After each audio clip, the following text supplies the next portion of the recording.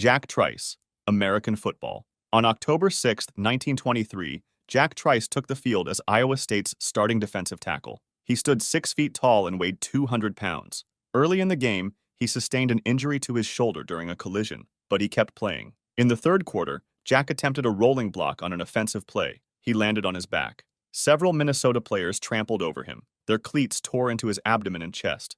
The weight crushed down on his internal organs. Jack could not get up. His teammates helped him off the field.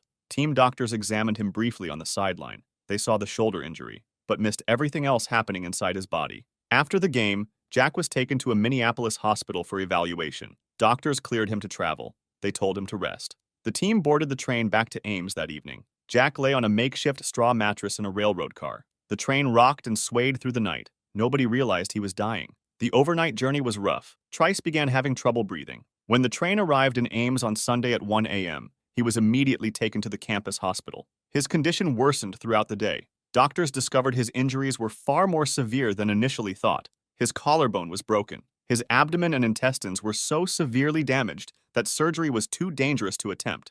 Internal bleeding was spreading through his body. On Monday afternoon, October 8, 1923, around 3 o'clock, Jack Trice died from internal bleeding due to severe abdominal injuries.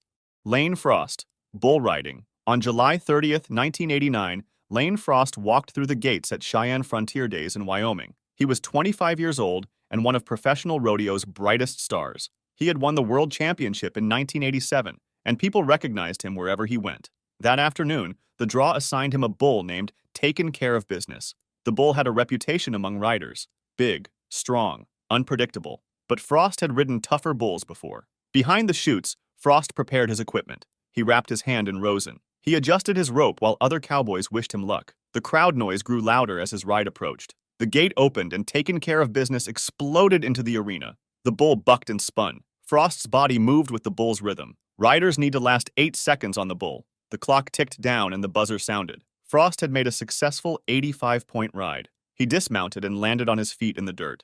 The ride was over. The bullfighters were moving in to distract the animal. That was when something unexpected happened. Taken Care of Business turned back toward Frost. Normally, bulls are expected to run away after a dismount, but this one came back. It lowered its head and drove its horn forward. The horn struck Frost in the back with tremendous force. It penetrated his body and tore through his internal organs. The impact lifted him off his feet and threw him forward into the mud. Bullfighters rushed between Frost and the bull. They waved their arms and shouted to draw the animal away. Medical personnel ran into the arena. Frost lay face down in the dirt. He was not moving. The paramedics turned him over, but his face was covered in mud. He was not breathing. Lane Frost was rushed to the hospital, but was pronounced dead shortly after arrival. The horn had caused massive internal hemorrhaging. Phillip Hughes, cricket. On November 25, 2014, Phillip Hughes arrived at Sydney Cricket Ground for a domestic Sheffield Shield match. Hughes was 25 years old when he played for South Australia against New South Wales. He was also a member of Australia's national team. This was supposed to be routine, just another domestic match. A few moments later, the New South Wales bowler Sean Abbott began his run-up. He released the ball. It was a bouncer designed to rise toward the batsman's chest and head area. Hughes read the delivery and decided to play a pull shot. He tried to hit the ball to the leg side, but he misjudged the bounce slightly. Instead of the ball arriving at chest height where he expected it, the ball rose higher. The ball struck the left side of Hughes's neck just below his helmet, rupturing his vertebral artery. The spot was unprotected. It was at the base of his skull, where the neck connects to the head. Hughes collapsed immediately. The ball had struck him in what medical experts call a kill zone. Paramedics worked on Hughes at the scene, but his brain was bleeding. He was later transported to St. Vincent's Hospital in nearby Darlinghurst. Surgeons operated to relieve pressure on his brain, but the bleeding would not stop. He died on November 27th, 2 days after being struck and 3 days before his 26th birthday. Hank Gathers, basketball. On March 4, 1990, Hank Gathers jogged onto the court at Gersten Pavilion in Los Angeles. Loyola Marymount was hosting Portland in a West Coast Conference tournament game. The crowd was loud. The atmosphere was electric. Gathers was 23 years old and one of college basketball's most dominant players. Then, the game tipped off. Loyola Marymount played at a frantic pace. They ran constantly, fast breaks, full court pressure, up and down. Gathers thrived in this system. He scored. He rebounded. He dominated. Early in the first half, teammate Terrell Lowry threw an alley-oop pass toward the basket. Gathers rose up and caught it. He threw down a powerful dunk. The crowd roared. Gathers landed and began jogging back on defense. That was when his legs gave out. He fell forward onto the court. His body went limp. Teammates thought he was joking at first. Gathers sometimes clowned around, but this time was different. He was not moving. Coaches ran onto the court. Medical staff rushed over, but Gathers had become unconscious. They began CPR immediately before paramedics arrived and took over. Paramedics worked to revive him before transporting him to Marina del Rey Hospital, where he was pronounced dead less than an hour later. The cause was hypertrophic cardiomyopathy. His heart muscle had grown abnormally thick. The condition restricted blood flow and caused fatal arrhythmia. The game was never finished. Ayrton Senna, Formula One. On May 1, 1994, Ayrton Senna climbed into his Williams-Renault FW16 for the San Marino Grand Prix at Imola, Italy. He was 34 years old and a three-time Formula One world champion. Senna was considered one of the greatest drivers in racing history. The weekend had already been marred by tragedy. On Friday, driver Rubens Barrichello crashed heavily during practice. On Saturday, Austrian driver Roland Ratzenberger died after a crash during qualifying. Senna was deeply affected by Ratzenberger's death. He visited the crash site that evening and spoke with race officials about safety. He questioned whether racing should continue, but the decision was made. The Grand Prix would proceed. Then came the race day with a heavy atmosphere. The start was chaotic. Multiple crashes on the first lap brought out the safety car. When racing resumed on lap 5, Senna led the field. On lap 7, he approached the Tamburello corner at approximately 192 miles per hour. But something doesn't feel right. Senna's car failed to turn. It continued straight off the track. He tried to brake. The car slowed to approximately 135 miles per hour before striking a concrete wall. The impact was violent. The car's right front wheel and suspension were torn off. One end of the suspension penetrated the cockpit and struck Senna in the helmet with devastating force. The race was stopped immediately. Medical personnel extracted Senna from the wreckage, but he was already unconscious and not breathing on his own. A medical helicopter transported him to Maggiore Hospital in Bologna. Doctors worked frantically, but Senna's injuries were too severe. He had sustained a fatal skull fracture and massive brain trauma. Ayrton Senna was pronounced dead at 6:40 p.m.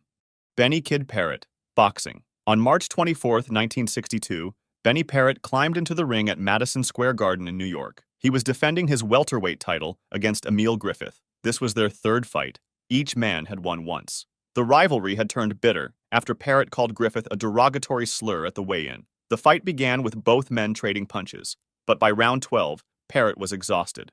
Griffith, seeing an opportunity, trapped Paret against the ropes in a neutral corner. He unleashed a rapid barrage of over 24 punches in seconds. Paret's head snapped back with each blow. His arms dropped and his legs buckled, but the ropes kept him upright. Griffith kept punching. The referee finally stepped in and stopped the fight. Paret collapsed unconscious. He was carried from the ring on a stretcher. An ambulance rushed him to Roosevelt Hospital. Surgeons operated to relieve pressure, but the damage was too severe. Benny Paret never regained consciousness. He remained in a coma for 10 days. On April 3, 1962, he died from a massive brain hemorrhage. Nodar Kumaritashvili, Luge. On February 12, 2010, Nodar Kumaritashvili prepared for his final training run at the Whistler Sliding Center in British Columbia, Canada. The 2010 Winter Olympics opening ceremony was scheduled for that evening. The world's media was gathered. Athletes from every nation were preparing. Kumaritashvili was 21 years old from the country of Georgia. He competed in luge, one of the most dangerous sports in the Winter Olympics. Riders lie on their backs on a small sled and slide down an icy track at speeds exceeding 90 miles per hour. There is no braking, no steering wheel, just subtle body movements to guide the sled.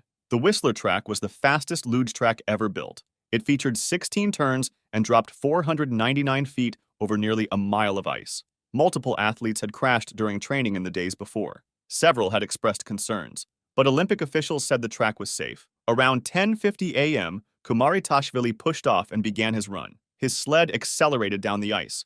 Turn after turn passed. His speed increased with each section. By turn 16, he was traveling approximately 90 miles per hour. Coming out of turn 16, his sled lost stability. The runners caught an edge on the ice. The sled began to wobble. Kumaritashvili tried to correct it, but at those speeds, small movements become amplified. The sled veered left toward the outer wall of the track and struck an unpadded steel support beam just beyond the outer wall of the track. The impact was violent. Medical personnel rushed to him immediately, but Kumaritashvili had sustained massive blunt force trauma to his head and torso. The head injuries caused immediate death. Marco Simoncelli, MotoGP. On October 23, 2011, Marco Simoncelli lined up on the starting grid at Sepang International Circuit in Malaysia. He was 24 years old and was known for his aggressive riding style and his wild curly hair that flowed out from under his helmet. Fans loved him. Fellow riders respected him. At the beginning of the race, everything looks calm. No incidents. The riders settled into their rhythm. Then, lap 2 began. This was when things started taking a tragic turn. The field approached turn 11, a medium-speed right-hand corner. Simoncelli was in the middle of the pack. He leaned the bike over to begin the turn. Then, his rear tire lost grip. The back of the Honda slid sideways. Simoncelli felt the slide and tried to save it, but the bike slid sideways directly across the racing line. Other riders were coming at full racing speed. There was no time to react, no time to brake, no time to swerve. Colin Edwards was directly behind. His bike struck Simoncelli's body. Valentino Rossi was also beside Edwards. His bike struck Simoncelli's helmet. Both impacts occurred at approximately 75 miles per hour. The force tore Simoncelli's helmet off his head. His body tumbled across the track. Bikes and riders slid in multiple directions.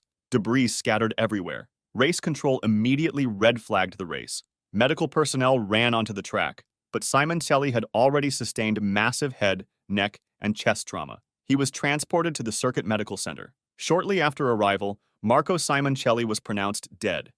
Marc Vivien Foé, soccer. On June 26, 2003, Cameroon faced Colombia in the FIFA Confederations Cup semifinal at Stade de Gerland in Lyon, France. The evening was warm. The stadium was full. This was an important match. The winner would advance to the final. Marc Vivien Foé played defensive midfield for Cameroon. He was 28 years old and one of Africa's best players. He had played for Manchester City in England and was on loan to Lyon. He was experienced and fit. He ran constantly during matches. The game was physical and competitive. In the 72nd minute, Foé was jogging back toward his defensive position. He was not involved in immediate play. No contact had occurred. No collision. Nothing unusual. Then suddenly he collapsed. Foé fell face first onto the grass. His body went completely limp. Players nearby immediately recognized something catastrophic had happened. They waved frantically for medical staff. Medical personnel sprinted onto the field. They found Foé unconscious and not breathing. Despite all efforts, Marc Vivien Foé was pronounced dead about 45 minutes after collapsing. The cause was hypertrophic cardiomyopathy, a heart condition where the heart muscle thickens abnormally. Owen Hart, WWE. On May 23, 1999, Owen Hart prepared for his entrance at the WWE Over the Edge pay-per-view event in Kansas City. He was 34 years old and performing as the Blue Blazer, a superhero parody character. The entrance involved being lowered from the arena rafters on a cable. Hart was harnessed and lifted 78 feet above the ring. The mechanism used a quick-release system designed to allow him to dramatically drop the final few feet when near the ring. While hanging high above the crowd, the quick release was triggered accidentally. Hart plummeted 78 feet. He struck the top rope and flipped into the ring. The impact caused massive internal injuries. Medical personnel in the arena rushed to help. Despite emergency surgery, he was transported to Truman Medical Center, where he was pronounced dead from internal injuries and organ damage. Dale Earnhardt, NASCAR. On February 18, 2001, Dale Earnhardt drove his black number 3 Chevrolet around Daytona International Speedway. The Daytona 500 was on its final lap. The biggest race of the NASCAR season was coming to a dramatic finish. Earnhardt was 49 years old and a 7-time NASCAR champion. He was known as the Intimidator for his aggressive driving style. He was a legend. His son Dale Earnhardt Jr. and teammate Michael Waltrip were running first and second. Earnhardt was running third, but he was not trying to win. He was blocking other cars behind him to protect his teammates. Suddenly, Sterling Marlin's car came up behind Earnhardt in turn 4. Contact was made. At that point, Earnhardt's car got loose. The rear end slid sideways. He tried to correct the slide, but before he could, Ken Schrader's car also made contact. The combined impacts sent Earnhardt's car shooting toward the outside wall. He was traveling approximately 155 miles per hour. The car hit the concrete barrier head-on. The sudden deceleration caused a basilar skull fracture. The base of Earnhardt's skull separated from his spine. The injury was instantly fatal. Safety crews reached the car quickly, but Earnhardt was unresponsive. He was extracted and transported to Halifax Medical Center in Daytona Beach. Dale Earnhardt was pronounced dead at the hospital at 5:16 p.m. Eastern Standard Time. The 1955 Le Mans disaster, Motorsport. On June 11, 1955, over 250,000 spectators gathered at Circuit de la Sarthe in France for the 24 Hours of Le Mans endurance race. It was Saturday afternoon. Pierre Levay drove his Mercedes-Benz 300 SLR down the main straight at over 120 miles per hour. The race started at 4 p.m. Mike Hawthorne in a Jaguar was leading. He approached the pit lane entrance at high speed. His team was ready for a scheduled stop. Hawthorne suddenly braked hard to turn into the pits. Lance Macklin in his Austin Healey was directly behind. Macklin swerved left to avoid Hawthorne, moving directly into Levay's path. Levay had no time to react. His Mercedes struck the rear of Macklin's car. The impact launched it into the air like a ramp. The car flew almost 330 feet toward the spectator area. It struck the earthen embankment in front of the crowd. On impact, the car disintegrated. The Mercedes was constructed with a magnesium alloy body. Magnesium burns at extremely high temperatures. Suddenly, the car exploded into flames. Pierre Levay was killed instantly in the initial impact. His body was thrown from the car. The spectator area became a scene of horror. Bodies lay everywhere. The screaming was continuous. Burning wreckage ignited clothing. People ran in panic. The magnesium fire could not be extinguished with water. It burned hotter when water touched it. Medical personnel worked frantically. Bodies were carried away. The injured were loaded into any available vehicles. Final casualty counts reached at least 82 dead and over 120 injured. It remains the deadliest accident in motorsport history. If you'd like to see more stories like this, make sure to subscribe and feel free to drop suggestions for the next video in the comments.